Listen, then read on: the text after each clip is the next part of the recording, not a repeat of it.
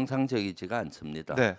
아주 거대한 외압이 있지 않고는 음. 국방부가 이런 형태를 보이지는 않을 거거든요. 네. 너무나 이례적이기 때문에 국방부 장관을 넘어서 국가안보실이나 더 윗선까지 음. 이런 것에 대한 압력이나 또는 의도가 있지 않았나 하는 생각이 저는 들고 있거든요. 네. 이것은 사실은 법과 규정에 맞게 했으면 그만이고 심플한 것인데 그것을 뒤집으면서 문제가 된 거잖아요. 네. 제가 요 사건 구성을 시청자들을 위해서 간단히 다시 한번 전체 네네네. 스케치를 하고 이해를 할 필요가 있는 것 좋습니다. 같아요. 네. 고 최수근 상병이 안타까운 죽음을 맞이한 것이 19일이에요. 그날 네. 아침에 7월 19일. 실종자 수색에 나갔다가 급류에 휩쓸려서 이제 안타까운 죽음을 맞이했는데 네. 그래서 그때 윤석열 대통령도 그렇고 장관도 그렇고 철저히 수사를 해서 음. 억울한 일이 제대로 밝히고 또 앞으로 재발 방지를 하겠다라고 약속을 했어요 국민들께. 철저한 수사. 대통령이 네, 약속을 대통령도 했다. 철저히 수사를 하라고 지시한 지시를 것이고 했고. 그래서 해병대 수사단에서 초동 수사를 한 것이고요. 네. 그래서 28일 경에 이제 한 10일여 수사를 해서 초동 수사가 마무리돼서 해병대 사령관께 보고를 했고 29일 날 유가족을 찾아뵙고 초동 수사 결과를 세부적으로 설명을 드렸어요.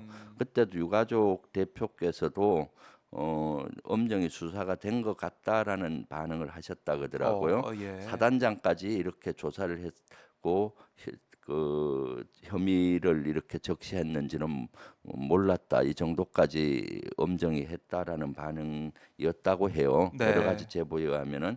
그리고 30일 날 그 다음 날 오전에는 해군 총장께 보고하고 수사단하고 해병대 사령관이 같이 동행을 해서 네. 해군 총장께 보고하고 오후에 장관께 보고를 해서 보고서에 서명을 받았어요. 결재를. 결재를 그 받았다. 보고서 안에는 경찰에 이제 이첩하겠다. 네. 8명을 넘기겠다. 이렇게 한 겁니다.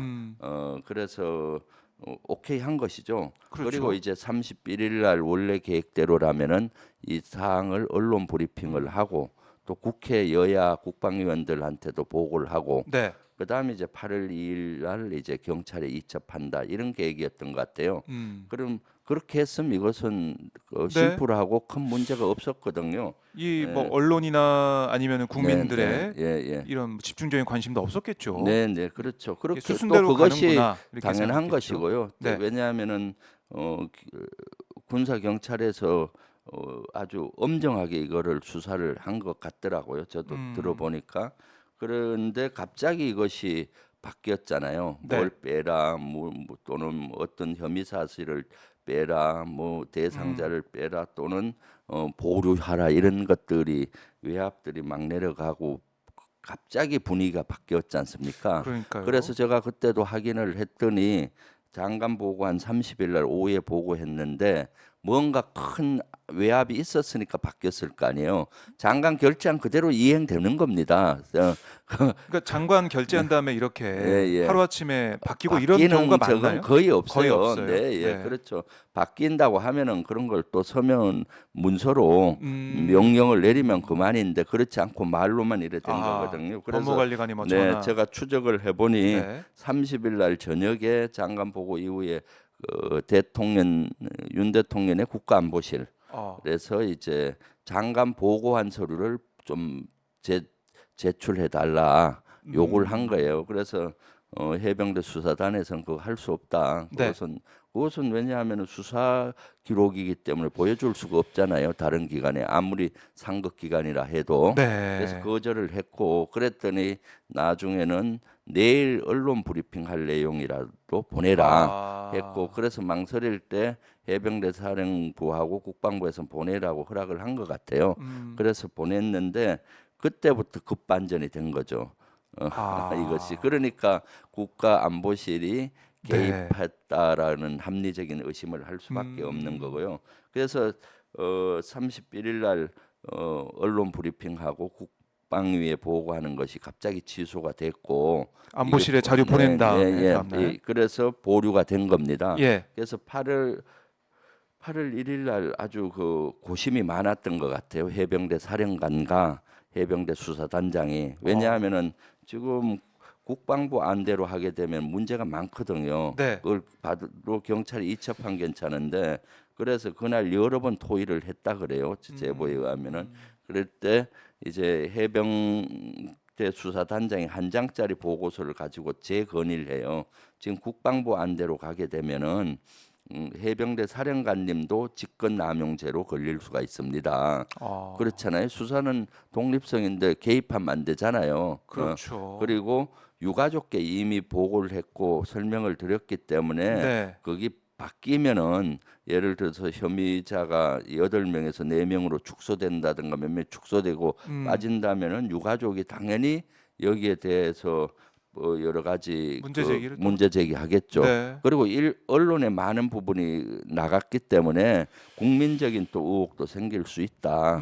그렇기 때문에 이걸 규정대로 경찰이 이첩하는 게 좋다라고 제 건의를 드려요. 그때 해병대 사령관은 명확하게 결심을 못한 것 같아요. 아, 어쩌지 한 것이고 그래서 해병대 수사단장 입장에서는 이것을 넘기는 것이 해병대 사령관을 위해 주는 것기도 하고 네. 본인이 법과 규정대로 하는 것이다라고 해서 10월 2일 날 경찰에 이첩을 했는데 8월 2일에 예. 8월 2일 날 그 사이에 이제 많은 해유가 국방부로부터 압력이 들어오죠.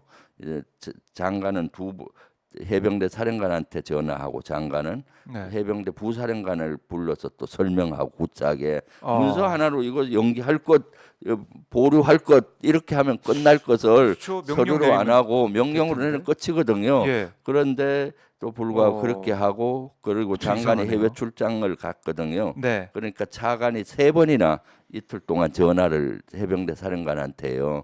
상급 부대에서 전화하는 거는 압력과 압박으로 불려지잖아요. 네. 그리고 전화 자체가 법무관리관은 예.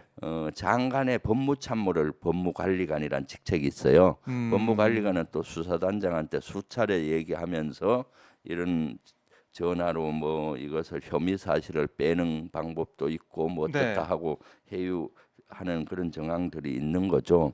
그래서 제가 차관하고 법무관리관을 불러서 요 보고를 받아 봤더니 네. 법무관리관 너 왜 그러면은 수사관한테 여러 번 전화했냐 누구 지시 받고 했냐 하니까 장관의 지시를 받고 했다. 어. 장관은 작년에 바뀐 군사법원법 그러니까 3대 범죄를 경찰에 이첩하는 거기에 대해서 유권 해석을 했다는 거예요. 그러니까 거기에 대해서 혐의 사실을 적시하는 방법도 있고 경찰이 이첩할 때는 네. 혐의 사실을 빼고 하는 방법도 있다 하면서 여러 번 이렇게 여러 가지 안을 줬다는 겁니다. 그것이 동급 부대에서 이렇게 얘기하면 조언이 될 수 있는데 네. 지금 상급 부대잖아요. 그렇죠. 해병대 위에 국방부가 상급 부대고 국방부의 법무관리관의 얘기는 국방부 장관을 대신해서 얘기하는 걸로 비춰지니까 외압으로 느껴지는 거죠. 그렇죠. 그래서 해병대 수사단장도 네. 법무관리관님 이렇게 여러 가지 얘기하는 것들이 저는 외압으로 느껴집니다까지 얘기했다 그래요. 그러니까 말 조심하시라고 네, 통화할 때. 그렇게까지 얘기를 할 정도니까 국방부가 왜 전방위적으로 이렇게 나왔느냐 문서 하나 딱 지시하면 될 것을 네. 그러니까 문서로 지시를 하고 근거를 남기면은 제가 생각하기에 나중에 직권남용죄나 예.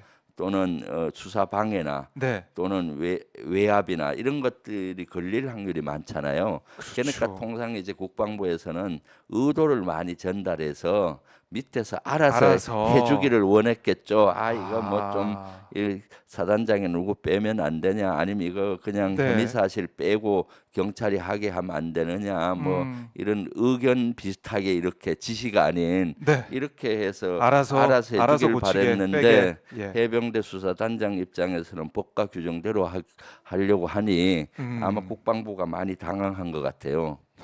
그래서 전방위적으로 이렇게 외압한 정황들이 속속 나오는 거고 네. 해병대 사령관은 어쩌지 중간에 끼어서 하다가 명확한 지시를 못했지 않나 싶어요. 이것을 그래요. 조사를 해봐야 되겠지만은 이상해요. 왜냐하면 8월 2일 날 10시에도 네. 이첩하기 전에 해병대 수사단장이 들어가서 보고를 해병대 사령관한테 했어요. 예. 지금 하겠습니다. 어, 그때라도 말렸으면 하지 마 했으면은 뭐 명령을 했을 내리든 텐데 명확하게. 뭐 불명확했던 것 같아요. 그리고 나서 이제 10시 한 51분인가 50분경에 이제 오전에. 다시 예. 수사단장한테 오전에 얘기해서 그 어떻게 됐냐 하니까 이미 갔습니다 하니까 그러면 안 되는데 하고 뭐 이렇게 됐다라는 거거든요. 그래서 이것은 사실은 제가 봤을 때 해병대 수사단장은 법과 규정대로 한 것이고 네. 위에서는 알아서 해주길 바랬는데 제대로 안 된 거죠. 그러니까 항명죄로 이렇게 걸어버리는 겁니다. 자, 항명죄로 걸었고. 그렇게 저는 네. 정황상으로 보이기 때문에 이것을 국방위에서 따져보고 네. 또 이와 관련된 상임위는 국방위만이 아니라 사실은 법사위가 여기는 주무 상임위가 돼요. 법에 대한 거니까. 그리고 이제 행안위도 관련이 있고. 네. 왜냐하면 경찰에 이첩시켰는데 이첩이 안 됐다고 한 5-6시간 동안 경찰에 그 서류가 놔둔 상태에서 다시 가져갔잖아요. 가져갔잖아요. 이거 국방부에서. 불법성이 있는 거거든요. 그것도 이상해요. 그래서 행안부도 관련이 있는 아, 거고. 경찰 관련해서 네, 예, 어떤 일이 운영위도 있었는지. 관련이 있죠. 왜냐하면 국가안보실에서 왜 네. 이렇게 서류를 달라고 했냐. 아, 수사 자료, 달라. 자료를 달려고 보내라고 하는 것도 위법성이 있어요. 그러니까 음. 그런 것까지 다 검토를 해야 되는 거죠.